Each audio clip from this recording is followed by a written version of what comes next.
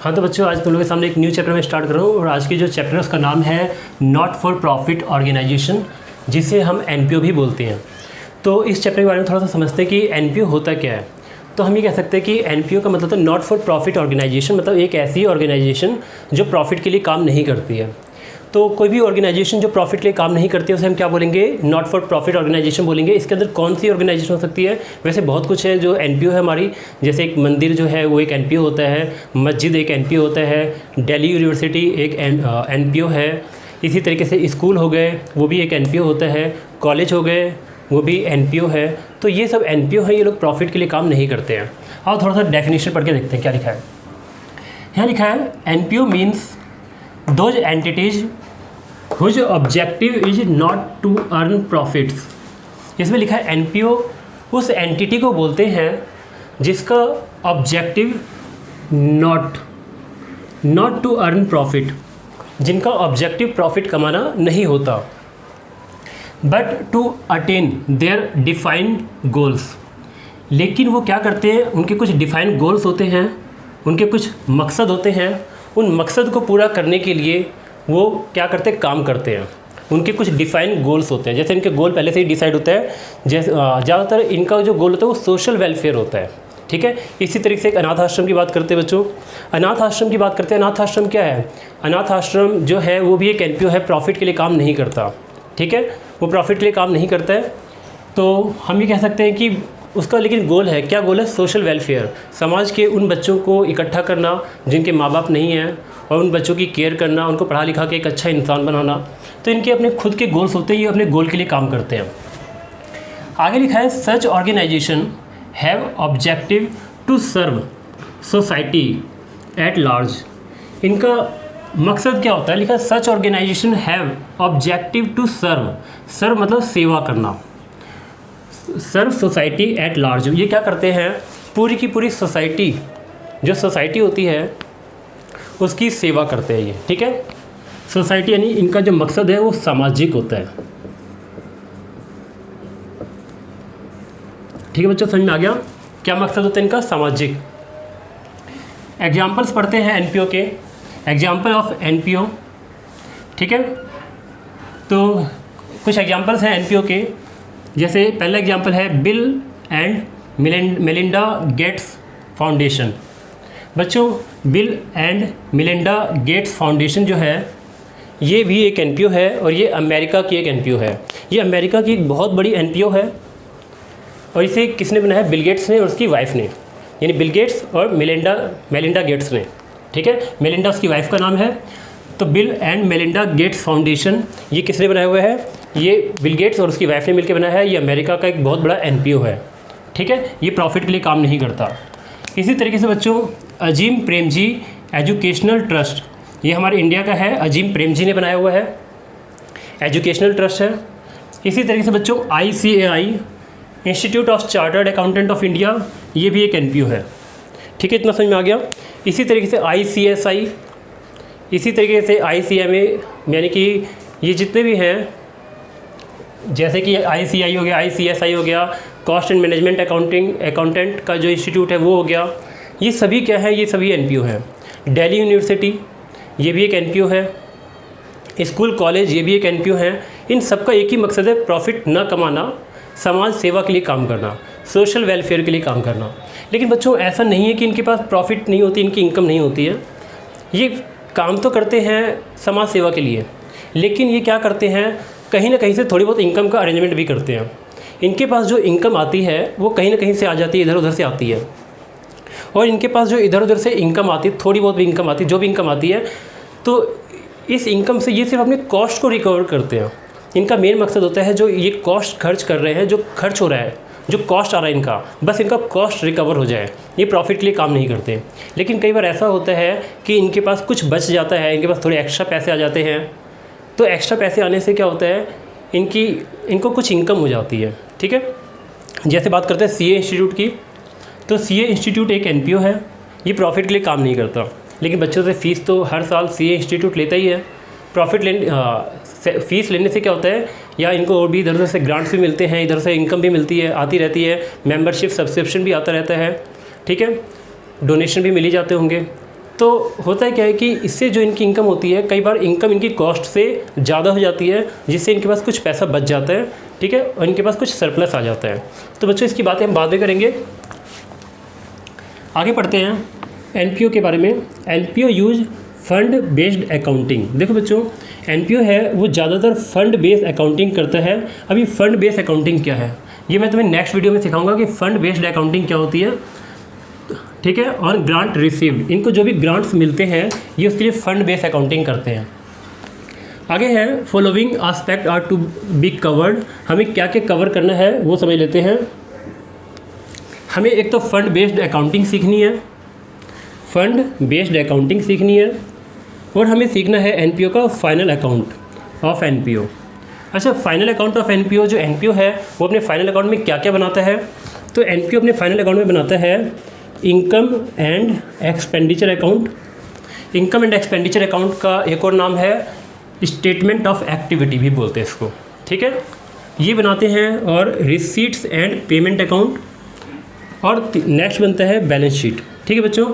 इसके बारे में हम एक सेपरेट क्लास में डिस्कस करेंगे, ठीक है।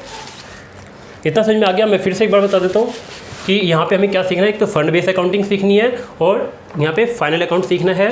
फाइनल अकाउंट के अंदर इनकम एंड एक्सपेंडिचर अकाउंट हम सीखेंगे, जिसको हम स्टेटमेंट ऑफ एक्टिविटी भी कहते हैं, और रिसीट्स एंड पेमेंट अकाउंट बनाना सीखेंगे, बैलेंस शीट बनाना सीखेंगे, ठीक है बच्चों। बस यही सीखना है इसके अंदर।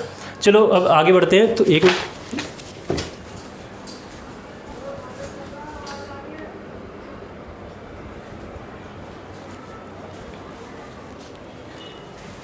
हाँ, तो बच्चों अब तुम लोग ये सोच रहे होगे कि ये तो एनपीओ है, और जो एनपीओ होती है वो प्रॉफिट के लिए काम नहीं करती है। तो इनका काम चलता कैसे है, ये कैसे अपने काम को आगे चलाते हैं, कैसे अपने रनिंग एक्सपेंस को, जो इनके डेली के खर्चे होते हैं, उनको कैसे पूरे करती है। तो बच्चों एक मैं बताने जा रहा हूँ, आज डिटेल से समझाऊँगा, ध्यान से समझना इसको। मान लो कि कोई एनपीओ है, ठीक है, मान लेते हैं कि ये कोई एनपीओ है।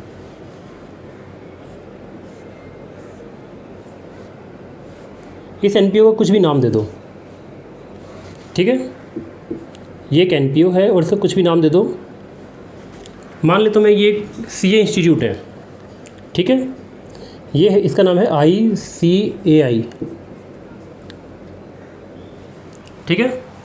तो बच्चों ये एक सीए इंस्टीट्यूट है और ये एक एनपीओ है, क्योंकि सीए इंस्टीट्यूट भी प्रॉफिट के लिए काम नहीं करता।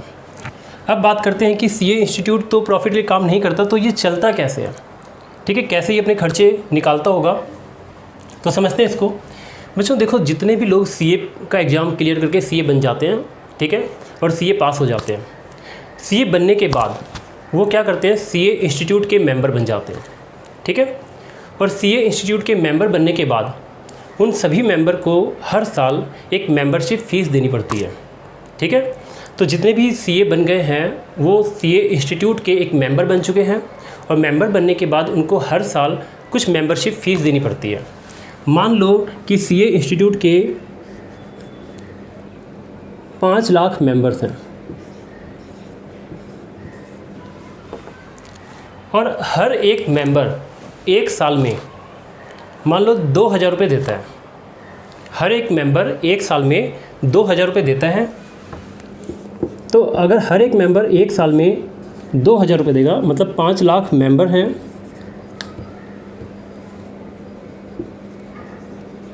और एक मेंबर कितने रुपए दे रहा है, 2 लाख रुपये, 2000 रुपये दे रहा है एक साल के। तो सीए इंस्टीट्यूट एक साल में कितने रुपए रिसीव कर लेती है, मल्टीप्लाई कर दो, 5 को 2 से मल्टीप्लाई करो, 10, 2, 4, 5 और ये 3, ठीक है। तो बच्चों 5 दूनी 10 और 2, 4, 5 और 3, 8, ठीक है, कितने रुपए हो गए, यानी 1 अरब रुपये हो गए, यानी ये 1 अरब रुपये हो गए। इसका मतलब ये हुआ बच्चों की जो सीए इंस्टीट्यूट है वो एक साल में 1 अरब रुपये अपने मेंबर से रिसीव करता है। तो जो हर एक मेंबर से जो रिसीव करता है, इस अमाउंट को बोलेंगे सब्सक्रिप्शन। और ये फिक्स इनकम होती है, ये इनकम हर साल मिलती है। हाँ, लेकिन कभी कभी ऐसा होता है कि पेंडिंग रह जाती है, आउटस्टैंडिंग रह जाती है। कुछ मेंबर ऐसा भी होता है एडवांस में पे कर देते हैं, लेकिन हर साल मिलती है, हर एक मेंबर पे करता है। इसका मतलब ये हुआ कि 5 लाख अगर मेंबर है, एक मेंबर अगर साल में 2000 रुपये मेंबरशिप फ़ीस देता है, तो टोटल मिलाकर 1 अरब रुपये सीए इंस्टीट्यूट को रिसीव होते हैं। अब इस 1 लाख रुपए से सीए इंस्टीट्यूट अपने खर्चे पूरे करेगा, जैसे वहाँ सीए इंस्टीट्यूट की जो बिल्डिंग है उसको मेंटेन करना, और भी जो कुछ एक्टिविटी होती है वहाँ पे फ्री में, वो सारी फ्री में जो एक्टिविटी होती है इसी पैसे से की जाएंगे। और जो डायरेक्टर्स है उनको पेमेंट करनी है वो भी इसी पैसे से होगी। तो ये सारे काम होने वाले हैं। तो बच्चों समझ में आ गया। और जो एम्प्लॉय काम करते हैं उन सबको पेमेंट यहीं से होने वाली है।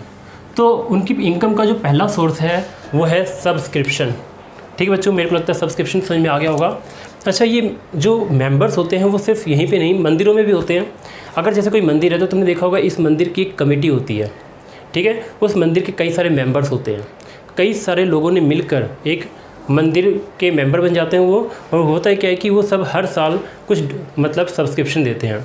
अब जैसे कि तुम लोग कहोगे कि कुछ लोग ये ऐसा क्यों करते हैं, प्रॉफिट तो उनको मिलता नहीं है, तो वो क्यों मेंबर बन के मेंबरशिप फ़ीस देते हैं मंदिर को, मस्जिद को।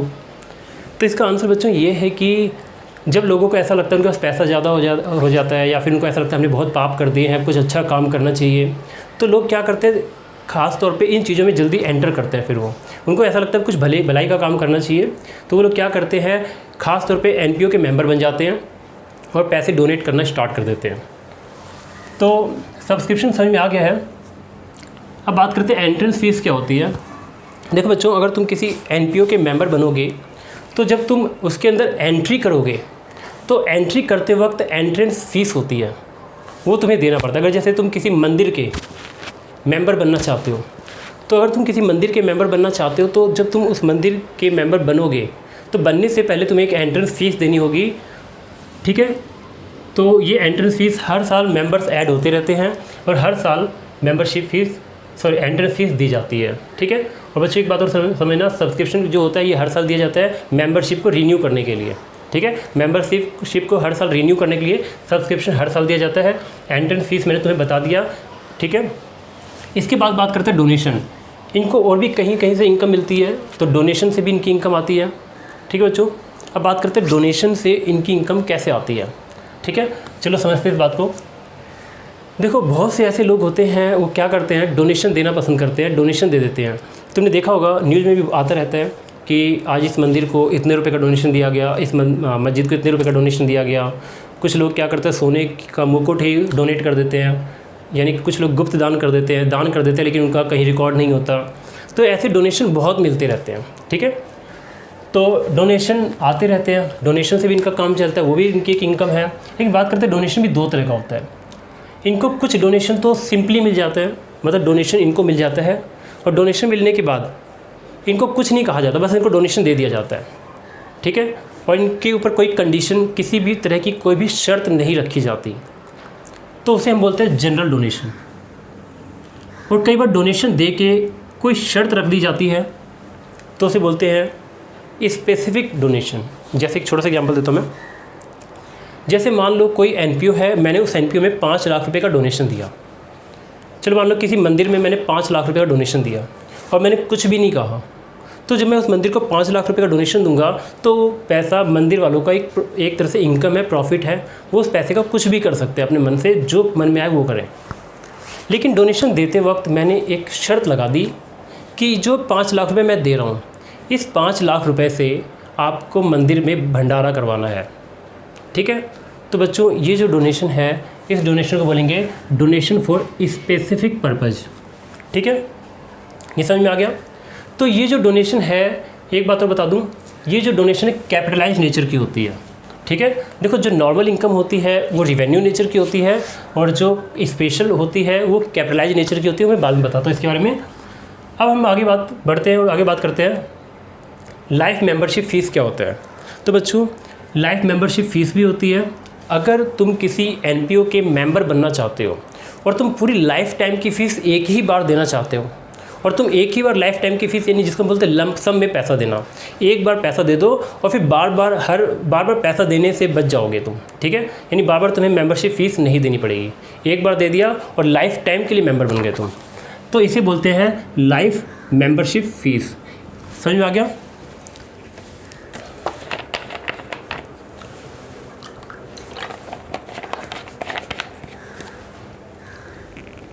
हाँ तो बच्चों, लाइफ मेंबरशिप फ़ीस का मतलब समझ में आ गया। ये लाइफ मेंबरशिप फ़ीस सिर्फ एक बार दी जाती है और ये पूरे के पूरे लाइफ टाइम के लिए होती है, ठीक है। और लाइफ टाइम का मतलब अब उस मेंबर को लाइफ में दोबारा मेंबरशिप की फ़ीस नहीं देनी, वो परमानेंट मेंबर बन चुका है। अब बात करते हैं सब्सक्रिप्शन फॉर स्पेसिफिक पर्पज़। ये भी वही है, कई बार सब्सक्रिप्शन मेंबर देते हैं लेकिन वो किसी स्पेशल पर्पज़ के लिए देते हैं, ठीक है। तो वो भी अलग टाइप का एक वो हो गया, वो भी एक तरह से इनकम तो है, लेकिन ये स्पेशल पर्पज़ के लिए, तो ये भी कैपिटल रिसीट्स है, ठीक है। फिर बात करते हैं ग्रांट्स। ग्रांट मतलब होता है दान। ये भी गवर्नमेंट देती है, लेकिन ये ज़्यादातर गवर्नमेंट ही देती है, वैसे प्राइवेट भी दे सकते हैं। तो कोई भी ग्रांट भी इनको रिसीव होता रहता है। तो जब इनको ग्रांट रिसीव होता है, ग्रांट भी दो तरह का हो सकता है, एक तो जनरल हो सकता है, दूसरा स्पेसिफिक पर्पज़ के लिए हो सकता है, ठीक है बच्चों। तो जनरल ग्रांट का इस्तेमाल ये किसी भी काम के लिए कर सकते हैं, लेकिन जब इनको कोई ग्रांट मिलता है और वो ग्रांट स्पेसिफिक पर्पज़ के लिए दिया जाता है, तो इसका मतलब ये है कि ये जो एनपीओ है इस ग्रांट का इस्तेमाल सिर्फ उसी स्पेशल काम में कर सकती है, उस स्पेशल काम के अलावा कहीं दूसरी जगह नहीं कर सकती। एक छोटा सा एग्जांपल, मान लो गवर्नमेंट ने किसी मंदिर को 5 करोड़ का ग्रांट दिया और मंदिर को में साथ में एक कंडीशन लगा दी, उस ग्रांट के ऊपर एक कंडीशन लगा दी कि आपको इस ग्रांट का इस्तेमाल मंदिर की बिल्डिंग बनाने के लिए करना है, ठीक है। तो गवर्नमेंट ने 5 करोड़ का, मान लो कि गवर्नमेंट ने 5 करोड़ रुपए का एक डोनेशन दिया और कहा, ग्रांट दिया और कहा कि इस ग्रांट से आपको बिल्डिंग बनाना है। तो बच्चों यहाँ पर एक इस ग्रांट के ऊपर एक कंडीशन लगा दी गई है, और जैसे ही इस ग्रांट के ऊपर एक कंडीशन लगा दी गई है, ये ग्रांट बन गया स्पेसिफिक पर्पज़ के लिए, ठीक है। और स्पेसिफिक पर्पज़ के लिए अगर है तो ये भी एक कैपिटल रिसीट्स है, और जितनी भी कैपिटल रिसीट्स है सब लायबिलिटी होती है। एक बात ध्यान रखना, जितनी भी कैपिटल रिसीट्स है सब लायबिलिटी होती है। अब बात करते हैं लेगेसीज क्या होती है बच्चों। इसको हिंदी में बोलते हैं वसीयतनामा। ये भी एक तरह से एक एनपीओ की इनकम ही है, रिसीव होता है जब कोई व्यक्ति के पास अच्छा खासा पैसा हो, और या फिर पैसा ना भी हो, लेकिन ज़्यादातर लोग वही होते हैं जिनके पास पैसा होता है। तो किसी व्यक्ति के पास अच्छा खासा पैसा है और वो व्यक्ति मरने वाला है, और उसको अगर ऐसा लगता है कि भाई मुझे अपनी प्रॉपर्टी को दान कर देना चाहिए कहीं पे, तो वो क्या करता है, मरने से पहले अपनी विल तैयार करता है, जिसे हम बोलते हैं हिंदी में वसीयतनामा, ठीक है। अकाउंट्स की लैंग्वेज में इसको, ठीक है, ये टेक्निकल लैंग्वेज में हम उसको क्या बोलेंगे, लेगेसीज बोलेंगे उसको। तो मरते वक्त एक व्यक्ति अपनी सारी की सारी प्रॉपर्टी, अपना धन दौलत पैसा अगर किसी एनपीओ के नाम पे कर देता है, तो एनपीओ को जो ये रिसीव होता है लेगेसी, ठीक है, ये भी एक उनकी इनकम का सोर्स है, यहाँ से भी उनके पास पैसा आता है। तो लेगेसी का मतलब समझ में आ गया बच्चों। जब कोई व्यक्ति मर रहा है, मरते वक्त अपनी प्रॉपर्टी या कुछ पैसा वसीयत करके चले जाए उस एनपीओ के नाम पे। जैसे बहुत से लोग ऐसा करते हैं, मरने वाले होते हैं तो अपनी बहुत सी प्रॉपर्टी, बहुत सा पैसा किसी अनाथ आश्रम को दान करके मर जाते हैं, अपनी वसीयत तैयार करते हैं, उस वसीयत में सारे पैसे किसी अनाथ आश्रम को दे देते हैं, ठीक है बच्चों। तो उसे लेगेसीज बोलते हैं। अब आते हैं, बात करते हैं एंडोमेंट फ़ंड के बारे में कि एंडोमेंट फ़ंड क्या है, ठीक है।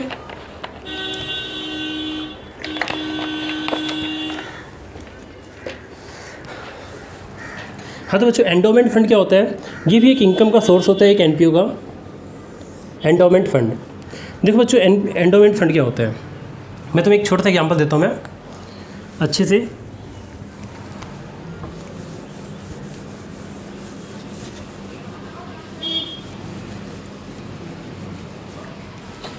मान लो कि ये कोई एनपीओ है,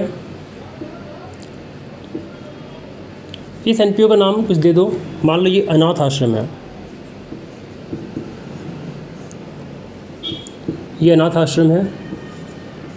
अब इस अनाथ आश्रम में क्या होता होगा, अनाथ बच्चों को रखा जाता होगा, उनकी केयर की जाती होगी, उनको पढ़ाया जाता होगा, लिखाया जाता होगा, अच्छा खाना दिया जाता होगा, पढ़ा लिखा के कुछ अच्छा एक और जिम्मेदार व्यक्ति बनाने की कोशिश की जाती होगी।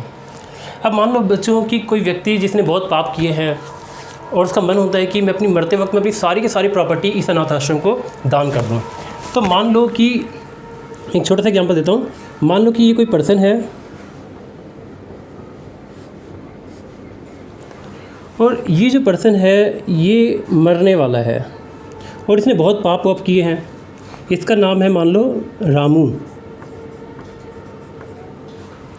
अब अगर ये रामू मरने वाला है, लेकिन रामू के पास जो प्रॉपर्टी है वो प्रॉपर्टी टोटल मिलाकर 10 करोड़ रुपए की है। 10 करोड़ नहीं 100 करोड़ कर देते हैं, रामू अमीर है। मान लो रामू के पास 10 करोड़ रुपए की प्रॉपर्टी है, ठीक है। रामू मरने से पहले क्या, जब रामू मरने वाला था तो रामू ने क्या किया कि अपने इस 100 करोड़ की प्रॉपर्टी को बेचकर इसने कैश में कन्वर्ट करवा लिया, और कैश में कन्वर्ट करवाने के बाद इस एनपीओ को दे दिया, ठीक है। रामू ने अपने 100 करोड़ की प्रॉपर्टी को बेच दिया, कैश में कन्वर्ट करवा लिया, और कैश में कन्वर्ट करवाने के बाद इसको दे दिया, एनपीओ को दे दिया, ठीक है।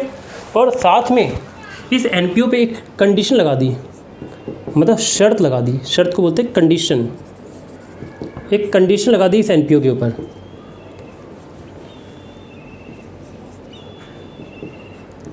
शर्त क्या लगाई बच्चों? शर्त ये लगा दी कि आप इस 100 करोड़ का इस्तेमाल नहीं कर सकते। रामू ने 100 करोड़ की प्रॉपर्टी अनाथ आश्रम को दान कर दिया, और अनाथ आश्रम के ऊपर एक शर्त लगा दी, एक कंडीशन लगा दिया कि आप इस 100 करोड़ रुपए का इस्तेमाल नहीं कर सकते। आपको क्या करना है, ये जो 100 करोड़ रुपए का है कि मैं आपको दान कर रहा हूँ, डोनेट कर रहा हूँ मैं, आप इस 100 करोड़ रुपए को कहीं इन्वेस्ट कर दो। आप इस 100 करोड़ रुपए को क्या कर दो, कहीं इन्वेस्ट कर दो। कहाँ पर इन्वेस्ट करो? किसी ऐसी जगह इन्वेस्ट करो जहाँ से कोई इनकम श्योर आए, ठीक है। कहाँ पर इन्वेस्ट करो? मान लो चलो किसी एफडी में इन्वेस्ट कर दो। ऐसी एफडी में इन्वेस्ट करो जहाँ से कम मान लेते हैं, मान लो ऐसा कि 10% इंटरेस्ट आता है।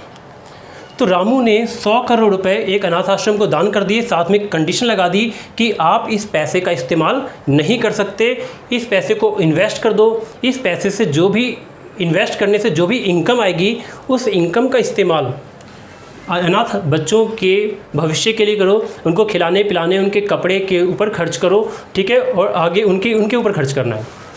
तो होगा क्या, जब रामू के 100 करोड़ रुपए इस अनाथ आश्रम में पहुँचेंगे, अनाथ आश्रम को जब ये पैसा रिसीव होगा, ये 100 करोड़, तो ये जो 100 करोड़ है बच्चों, इस 100 करोड़ को बोलेंगे एंडोमेंट फंड। और जब ये 100 करोड़ रुपए अनाथ आश्रम को रिसीव होगा, ठीक है, तो अनाथ आश्रम इसको इन्वेस्ट कर देगा। इन्वेस्ट करने से उसको 10% का इंटरेस्ट रिसीव होता है, ऐसा मान लेते हैं। तो 10% का इंटरेस्ट कितना रिसीव होगा? 10% का इंटरेस्ट रिसीव होगा। 100 करोड़ को इन्वेस्ट करेंगे 10% के रेट से, तो 10 करोड़ रुपए की इनकम आएगी एक साल में। एक साल में कितने रुपए की इनकम आएगी? 10 करोड़ रुपए की। अब इस 10 करोड़ रुपए की इनकम, ठीक है, एक साल में 10 करोड़ रुपए की इनकम आएगी, ठीक है। और इस 10 करोड़ रुपए की इनकम को हर साल अनाथ बच्चों के वेलफेयर पे खर्च कर दिया जाएगा। अब होगा क्या बच्चों, ये जो 100 करोड़ रुपए है, ये 100 करोड़ रुपए जैसे का तैसा वैसा ही पड़ा रहेगा एंडोमेंट फंड के नाम से एनपीओ के पास। ये 100 करोड़ रुपए इस एनपीओ के पास जैसा है वैसा ही पड़ा रहेगा। एनपीओ 100 करोड़ रुपए को हाथ नहीं लगा सकती, उस 100 करोड़ रुपए को खर्च नहीं कर सकती, लेकिन उस 100 करोड़ को इन्वेस्ट करने से जो इंटरेस्ट आएगा, उस इंटरेस्ट को वो इस्तेमाल कर सकती है। उस इंटरेस्ट के पैसे से अपने काम चला सकती है और अनाथ बच्चों के वेलफेयर पे खर्च कर सकती है। बच्चों इतना समझ में आ गया? हाँ, लेकिन बच्चों शायद कोई ऐसा रूल बन गया है, मेरे ख्याल से कोई ऐसा रूल बन गया है कि जो ये एंडोमेंट फंड है, वैसे तो रूल ये था कि कभी ख़त्म नहीं होगा, लेकिन मेरे ख्याल से एक ऐसा रूल बन गया है कि इसको कुछ लिमिटेड टाइम दे दिया गया है। उस टाइम के बाद इस एंडोमेंट फंड का इस्तेमाल किया जा सकता है। ये चेक करना पड़ेगा कि कितने साल का टाइम दिया गया है, उस मतलब जैसे मेरे ख्याल से 50 साल 100 साल का कुछ टाइम फिक्स किया गया है, उस टाइम के बाद इस एंडोमेंट फंड का इस्तेमाल किया जा सकता है।